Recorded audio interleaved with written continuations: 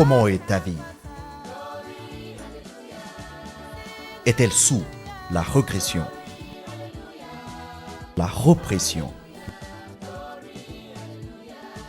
la suppression, la dépression, l'oppression, l'obsession ou la possession?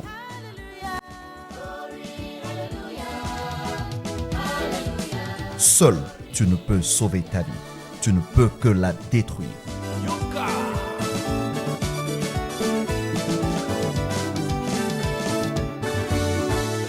La délivrance est le pain des enfants de Dieu.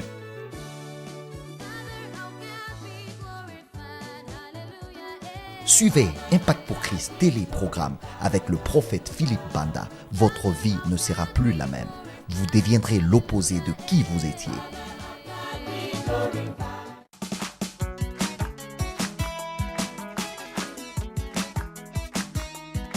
C'est vrai que les promesses qui sont dans la Bible sont pour vous et pour moi. Mais comment est-ce que quelqu'un qualifie pour les avoir? Quand vous ouvrez la Bible, vous trouverez que c'est rempli des promesses. À chaque page, il y a une promesse. Alors, comment qualifiez-vous pour les avoir? Beaucoup d'entre nous, quand nous sommes presque prêts à percer, quand nous sommes presque prêts à recevoir de la part de Dieu, quelque chose arrive. De tout ce temps, les choses marchaient convenablement, étant mariés ou pas. Mais quand vous êtes prêt de recevoir ou aller à un autre niveau, quelque chose arrive, soit de la part de votre femme ou de votre mari, soit de votre partenaire dans les affaires. Vous devez tout reprendre à zéro. Vous pouvez être dans une relation et quand il s'agit maintenant de s'engager, tout tombe. Vous recommencez tout à zéro. On ne va pas prendre beaucoup de temps, juste peu de gens.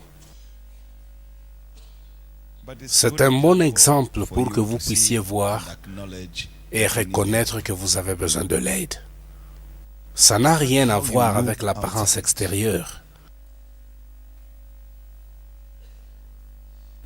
Comment expliquer que votre vie est comme une moquerie? Pour un chrétien, la vie a été faite pour se réjouir. Et voilà, ce couple est appelé dans les affaires, mais ils ont beaucoup de difficultés pour aller de l'avant. Il permet facilement au diable de les troubler.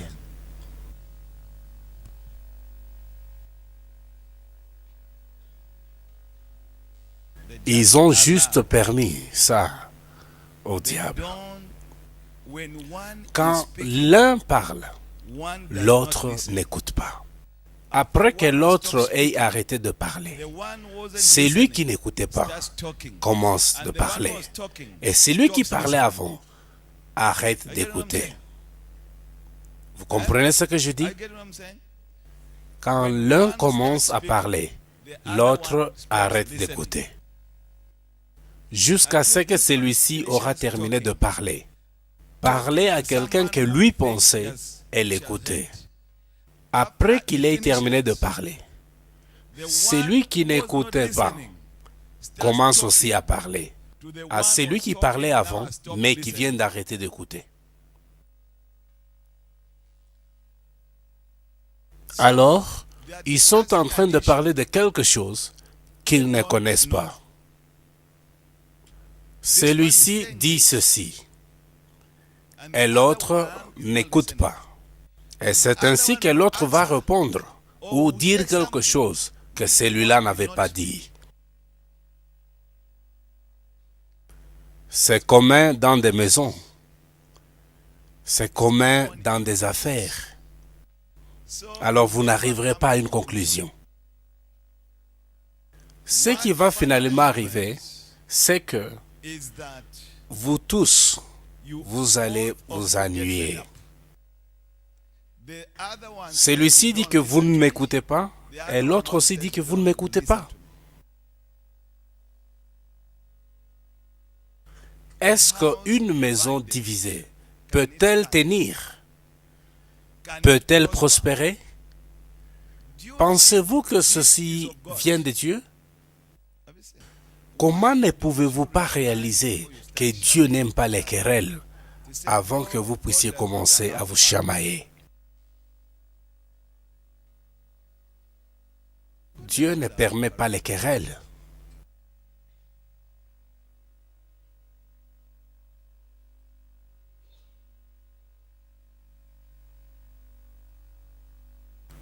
Et ce qui est aussi arrivé là, c'est que le diable avait alimenté leurs âmes avec l'orgueil. Celui-ci dit que je ne peux pas m'humilier, mais c'est toi qui dois s'excuser. Pendant que l'autre aussi dit non, c'est toi qui dois demander pardon. Et finalement, quelqu'un va bondir en demandant, qu'est-ce que vous disiez? Jamais. Et l'autre qui insiste, vous devez demander pardon. Ça va continuer comme ça.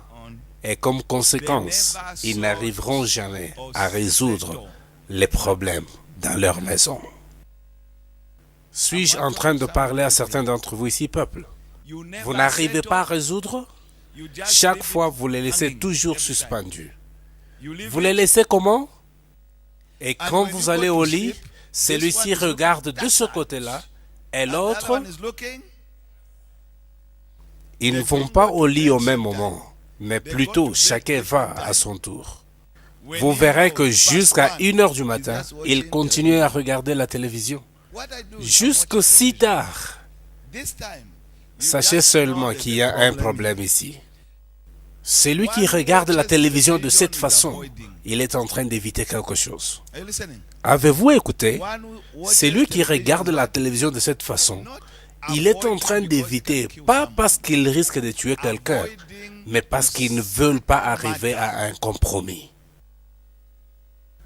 Si vous ne voulez pas résoudre vos problèmes, sachez qu'ils ne se résoudront pas d'eux-mêmes.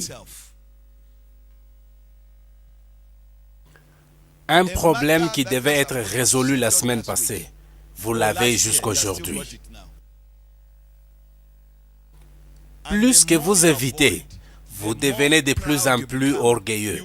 Vous qui évitez parce que vous pensez que vous êtes correct. De plus que vous pensez que vous êtes correct, vous allez au lit à 2 heures du matin.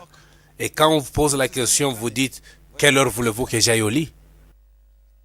Les paroles et les réponses sont très courtes et vraiment très perçantes. Très courtes, précises et très perçantes. Et vous pouvez entendre que ces paroles ne viennent pas de Dieu, plutôt de Satan. Si l'un en parlant a utilisé une parole douloureuse, celui qui va répondre utilisera les plus douloureuses que les précédentes. Alors ça sera question-réponse, question-réponse. Vous êtes là en train de vous chamailler pour savoir qui a les paroles les plus perçantes pour blesser l'autre. Et s'il arrive que l'un se tait, l'autre pose la question. M'as-tu entendu? Ça, c'est un problème sérieux. C'est pourquoi vous voyez beaucoup des hommes d'affaires échouer dans leur vie. Quelqu'un qui était très promettant, mais soudainement, toute chose tombe. Sachez que vous pouvez être truqué par n'importe qui. Votre femme, votre mari, votre enfant, votre ami, et toute personne qui est disponible au diable. Le diable va l'utiliser. Soyez prudents. Quand vous remarquez que votre femme commence à donner des arguments sans raison valable, le silence est la meilleure attitude à prendre. Et quand cette période est passée, allez vers elle. Demandez-lui, excusez-moi madame, c'est votre femme, mais en ce temps-là, appelez-lui madame. Est-ce que vous pouvez venir? S'il vous plaît, qu'est-ce que vous disiez? Parce que quand vous parliez avant, vous aviez des épaules hautes. Et votre attitude était scellée pour la bataille. Pouvons-nous parler calmement maintenant? Et quand elle commence à parler cette fois-ci, vous qui l'avez appelée, soyez calme. Est-ce que vous écoutez? Vous qui l'avez interpellé, soyez... Vous ne pouvez pas éteindre le feu avec du pétrole. Dites à votre voisin. Sinon, la situation va s'empirer. Soit l'homme ou la femme, que celui qui est sensible puisse se calmer. C'est une période qui va passer. Vous m'écoutez? Ça va certainement passer. C'est pourquoi vous devez parler avec une bonne continence et vous allez prospérer. Beaucoup de familles ici devraient être très confortables que ce qu'ils sont présentement. Je vous le dis. Je ne doute de rien. Je vous le dis. Après que vous vous êtes querellés, vous n'achetez rien de constructif. En plus, si l'un se sent gagnant par rapport à l'autre, celui qui est dans la douleur va dépenser inutilement l'argent. Et quand il fait ça, il s'est dit, je vais le prouver. Et c'est ainsi qu'ils vont dépenser follement. Et après, ils rentrent à la maison main vide. Les querelles sont finies, mais l'argent est parti. Et c'est comme ça que certains d'entre vous sont maintenant. Et on ne peut pas vous poser une question à propos de l'argent. Aussitôt qu'on demande comment vous avez dépensé cet argent, les querelles commencent. Quand vous avez besoin du thé, on peut vous entendre demander cela. Mais quand on vous demande à propos de l'argent, vous vous enflammez. Mais pourquoi ne pouvez-vous pas répondre proprement quand votre partenaire vous demande à propos de l'argent? Venez ici, cette femme.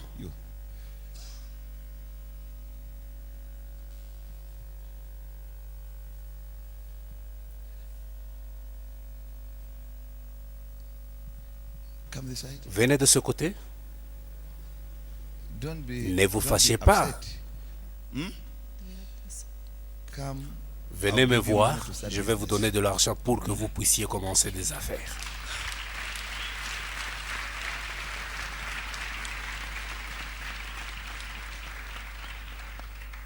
Vous, esprit d'échec, sortez d'elle. Sortez et rentrez au Zimbabwe. Les choses changent cette nuit. Sortez et laissez-la. Vous m'écoutez? Vous m'écoutez? C'est fini cette nuit. Dans le nom de Jésus. Vous, esprit impur, rentrez au Zimbabwe. Il y a beaucoup de bus qui partent maintenant. Entrez dans un. Les bus partent maintenant. Mettez-vous debout. J'aimerais que vous puissiez partir au Zimbabwe. Je parle de l'esprit impur ici. Partez à l'arrêt. Rentrez au Zimbabwe. Ça va? Vous deviez oublier. Vous deviez oublier. Comment? Oublier à propos de l'argent. Vous n'êtes pas supposé l'aider. Non, je me rappelle bien de tout ce que je promets. Je n'ai pas besoin d'écrire. Toi aussi viens. Va prendre l'argent que tu avais demandé la semaine passée, mais utilise ça sagement. Viens de ce côté. N'allez pas acheter ce genre des habits. N'achetez pas ce genre des habits.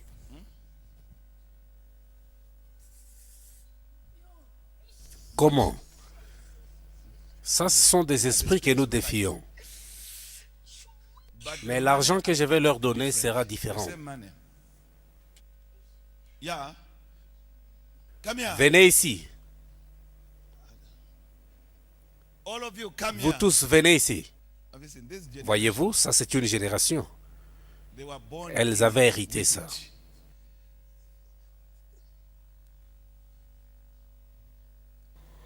Il ne faut pas commencer les affaires avant que vous ne soyez délivrés.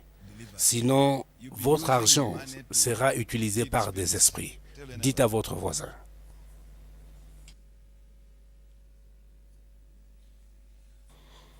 Comment expliquer qu'avant que vous ne commenciez les affaires, vous étiez un homme heureux avec votre femme?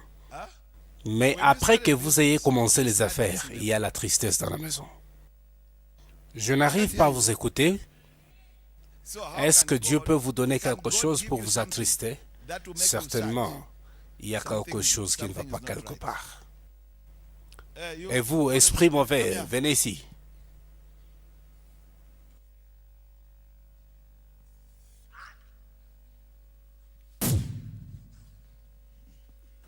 Voyez-vous, même quand ils sont découverts, ils cherchent toujours à se défendre.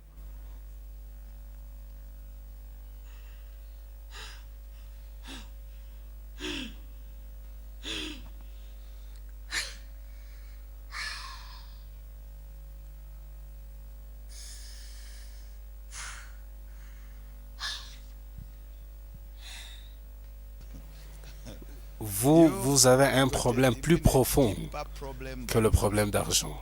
On est en train de manger votre chair.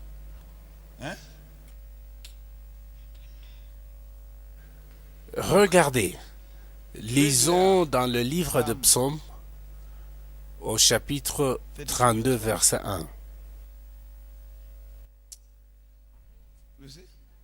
Psalm 32, verse 1. Blessed is he whose transgression is forgiven, whose sin is covered. Quand Dieu couvre vos péchés, quand Dieu ôte vos péchés, vous serez heureux.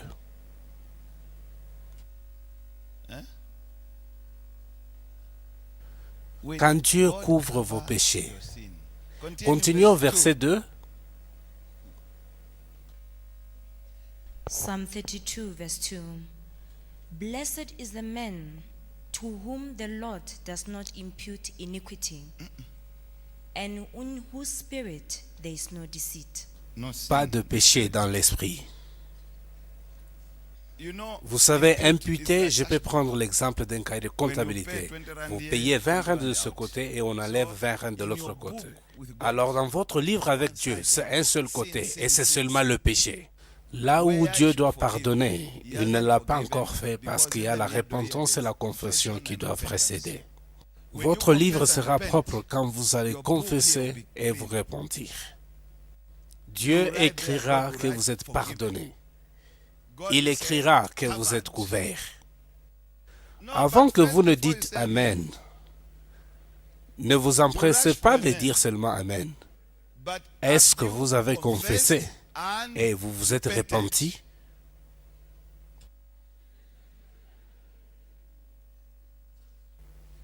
Si cet homme crie à Dieu, disant que je confesse mes péchés, je confesse mes iniquités, j'ai besoin de l'aide, je me repens, alors Dieu dira, j'enlève cela comme vous vous êtes repenti. Et demain, il va s'adresser aux autres qui sont dans des bars, leur disant, vous avez besoin de Dieu. Parce que lui s'est repenti.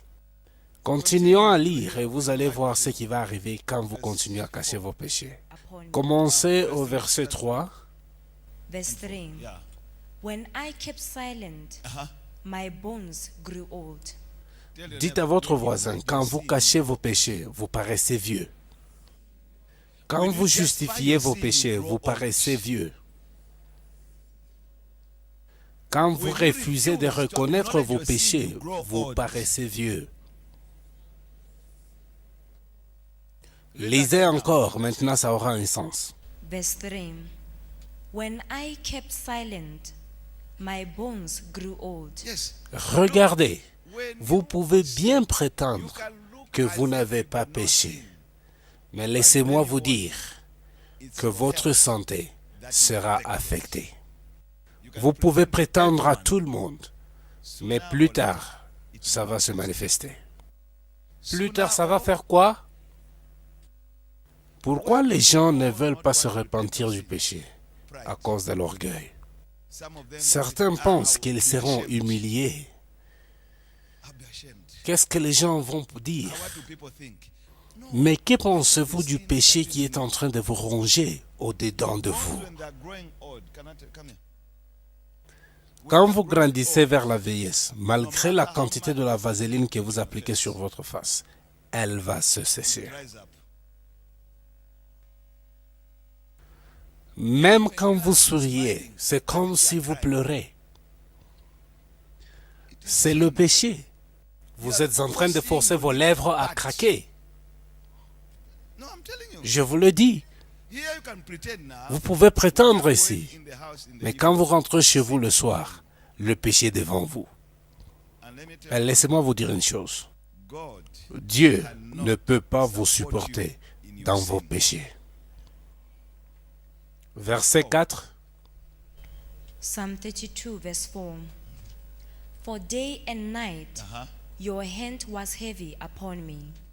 La main de Dieu pèsera sur vous à cause du péché. Pas autre chose que ça. Parce que quand vous commettez un péché, vous attirez le jugement de Dieu. Et certainement la main de Dieu sera sur vous, le jour comme la nuit. Où est-ce que vous pouvez vous cacher de sa présence? Où est-ce que vous pouvez partir?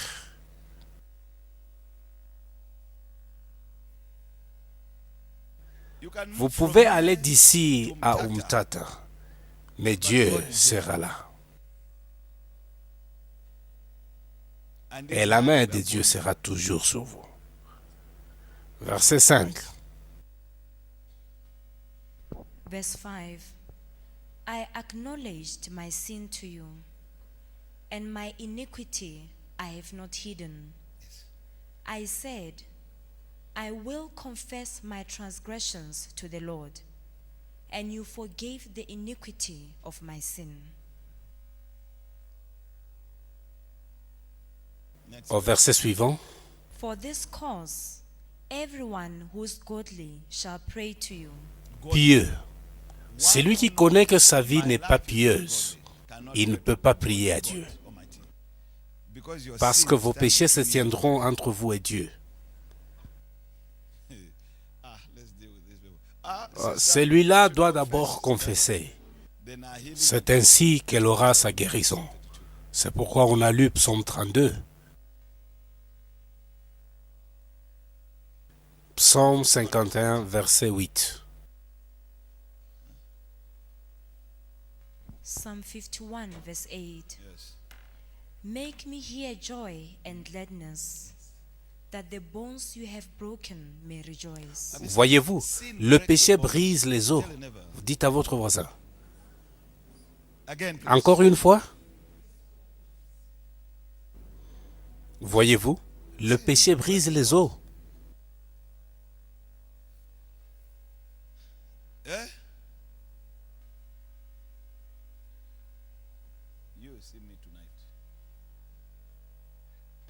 Regardez, si cette fille devait commencer les affaires sans qu'elle ait reçu la délivrance, elle n'allait pas réussir.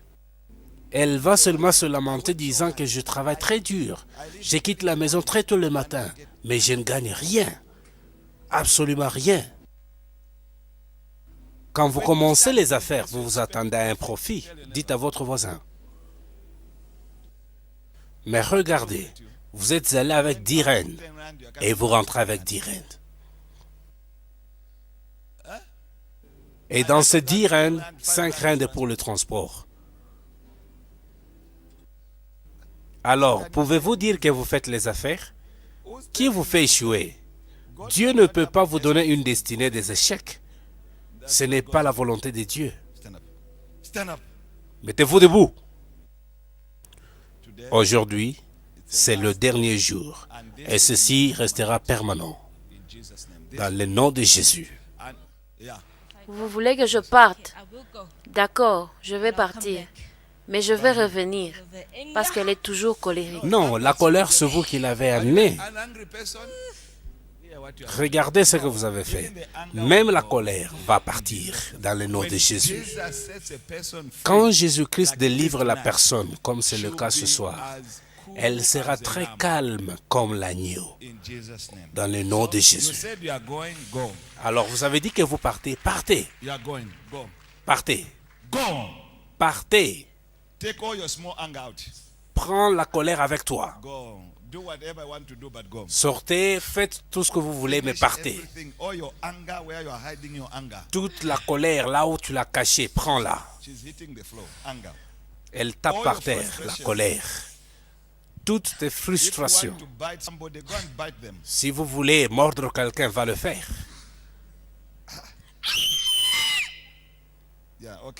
Voilà. Maintenant, c'est fini.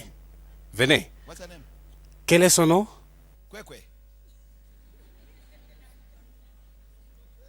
C'est comment le nom?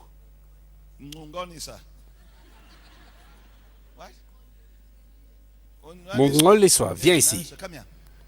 Viens ici. Qu'est-ce que vous faites par terre?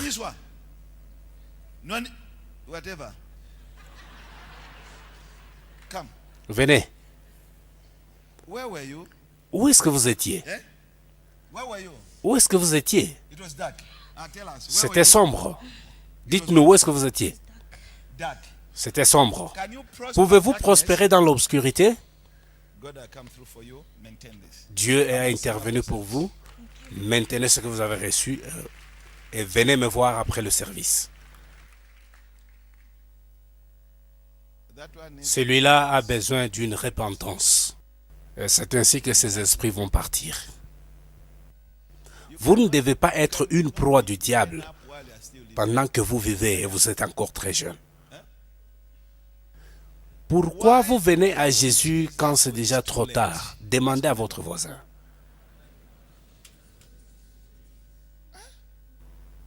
Avant que ça soit pire, courez vers Jésus. Mais l'orgueil, tout de même, le temps est parti. C'était juste la grâce pour tout ceci. Voilà, vous, peuple, vous devez prospérer parce que Dieu vous a appelé à prospérer. Mais ce qui arrive avec vous, vous entretenez le diable. Vous tous, vous accommodez Satan. Vos arguments sont basés sur la colère démoniaque. Mais c'est vous qui perdez et l'Église de Jésus-Christ est en train de perdre. Vous écoutez? Ils sont en train de perdre et par-dessus tout, l'Église de... Voilà. Ils devraient être loin par rapport à là où ils sont maintenant. Ils avaient bien commencé avec un bus et vers fin décembre, ils devaient déjà penser à avoir un autre ou une voiture pour élargir les affaires. Mais ils étaient très occupés avec des arguments. Très occupés.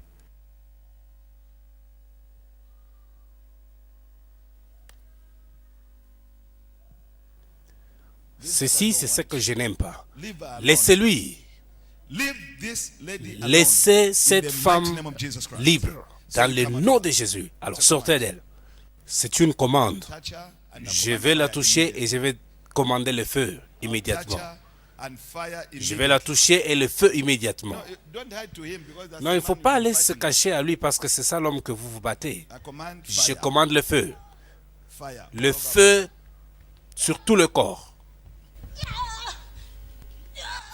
Le feu.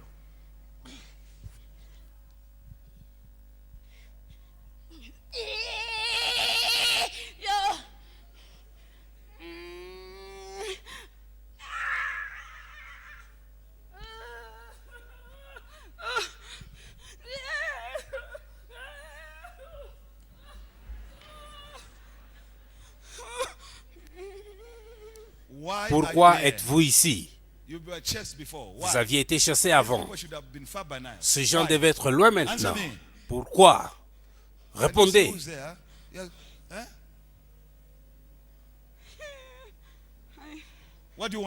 Qu'est-ce que vous voulez? Pourquoi vous amenez la destruction? Quelle est votre mission dans cette maison?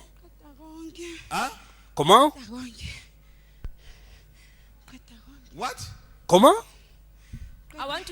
Je veux les exterminer. Pourquoi?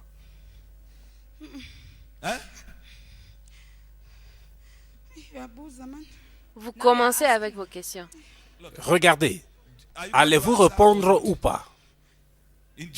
Dans le nom de Jésus. Voyez-vous ce que vous faites? Voyez-vous ce que vous faites? C'est ce que vous faites dans la maison comme ça?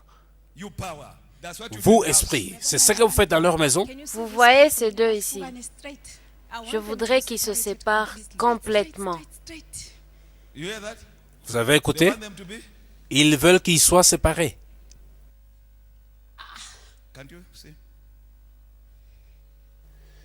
Pensez-vous qu'ils peuvent avancer ensemble dans une entente? Pourquoi vous voulez qu'ils soient séparés? Venez, dans le nom de Jésus. Pourquoi voulez-vous qu'ils soient séparés? Vous pensez que vous pouvez m'intimider avec vos yeux? Je vais les brûler.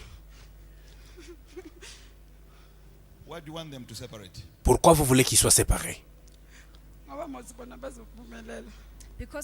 Parce qu'ils vont prospérer.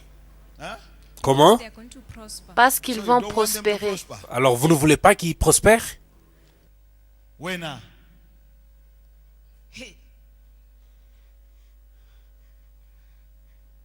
D'accord. Quel genre de blocage avez-vous amené pour qu'ils ne prospèrent pas? Il y a un rat dans leur maison. J'ai mis un rat dans leur maison. Comment? Il y a un rat dans la maison et ils ont remarqué ça la semaine passée. Demandez à votre voisin, avez-vous des rats dans votre maison? D'accord. Quel est le travail de ce rat? Le rat va tout manger dans leur maison, y compris leur bus. À cause de quoi? Quel est le rôle de ce rat? Le rat est là pour manger et tout manger. Alors qui a amené ce rat? Qui a amené ce rat?